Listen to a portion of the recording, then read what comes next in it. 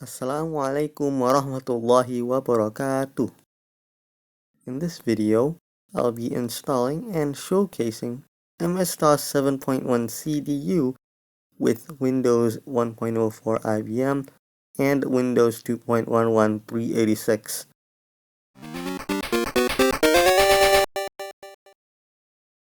Windows 1.04 IBM is the last version of Windows 1.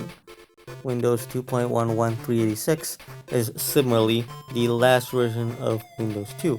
That's why I'm using both these versions, as they are the most up-to-date. I'll be showcasing them in VMware. MS-DOS 7.1 is the penultimate version of MS-DOS that was included as a part of Windows 98. The China DOS Union created an unofficial standalone version of 7.1 called 7.1 CDU. The benefits over the last standalone version of DOS, 6.22, are FAT32 file support, long file name or LFN support, and included CD and mouse drivers, which you would have had to install manually. The VM settings are as follows: 64 megabytes of RAM, the OS setting is Windows 3.1, and we added a floppy drive.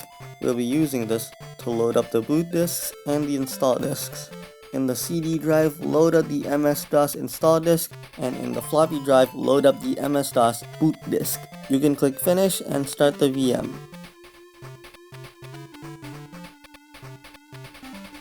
It will first load from CD-ROM, and you will be greeted at the setup screen.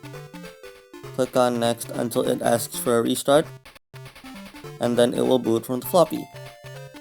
Once back, you can continue the setup as normal. You'll be asked to rewrite the MBR code, to choose the install folder, to choose between a minimal install, a DOS commands only install, or a full install, with or without add-ons, which are other things that are included with CDU DOS. And then choose whether to install Access DOS, and then the install process will begin. During this, you'll be prompted to load up Disk 2. After that, it's just a matter of going through all the options and choosing what you like. One crucial setting is to turn off LFN in this menu, as it can mess up the Windows installation later on. After the setup is finished, eject the floppy disk and you'll be rebooted into MS-DOS 7.1. Since DOS has been installed, now we're able to install Windows on it. We'll start off with Windows 1.04 IBM, the last version of Windows 1.0, which originally released in November 1985. Windows 1.04 IBM released in June 1987. This version of Windows 1 included VGA drivers and PS2 mouse support, which is why I'm using it instead of 1.01, since VMware only supports PS2 mice. All the disks aren't labeled in the file, but they are numbered in the sequence in which you have to install them, so you don't have to worry about that. After that, eject the floppy drive and you'll be booted back into the DOS. At this point, you may be wanting to try out Windows, but if you do as what the prompt says you should do, that is to type in Win, you'll be able to load out Windows, yes.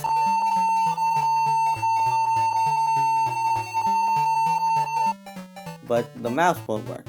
Now to load up Windows, first you have to change the compatibility setting for the win100.bin file to 3.34 by typing setver win100.bin 3.34. Now you can type win or loadwin.com and your mouse will work.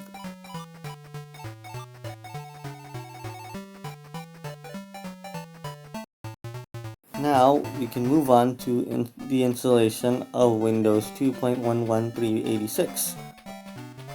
Windows 386 is an updated version of Windows 2 that supports the new features of part of the Intel 386 CPU. The install process is the exact same with Windows 1, difference being you have a few extra options like memset, and with this copy of Windows 2, each disk has its own name that is corresponding to the name in the installation window. Windows 2 includes a new default theme and the ability to overlap windows. If you don't like the theme, you can at least manually change all the settings and the color preferences to match that of Windows 1, like I show here. Both of these versions of Windows are extremely limited in software support, so are pretty much useless in the modern day. Out of the few pieces of software that support Windows 1 and 2, they include SimCity Classic, the first version of SimCity, and there is PC Paintbrush, the precursor to Windows Paint. Though out of both of them, I would say that you'd rather just use Windows 2 instead of Windows 1, as Windows 2 is more so a slight upgrade to Windows 1 rather than a direct replacement, so you're not missing out on much. Windows 2 is also more supported by newer versions of MS-DOS, so it's much more painless install. You don't have to do the set for a trick like you did with Windows 1. If you want something more exotic, I would suggest you try Windows Premier Edition, a beta version of Windows 1 released in the summer of 1985. Windows Premier Edition is just like Windows 1, but the default theme is in black and white. Now that's all I have for today. Wassalamualaikum warahmatullahi wabarakatuh.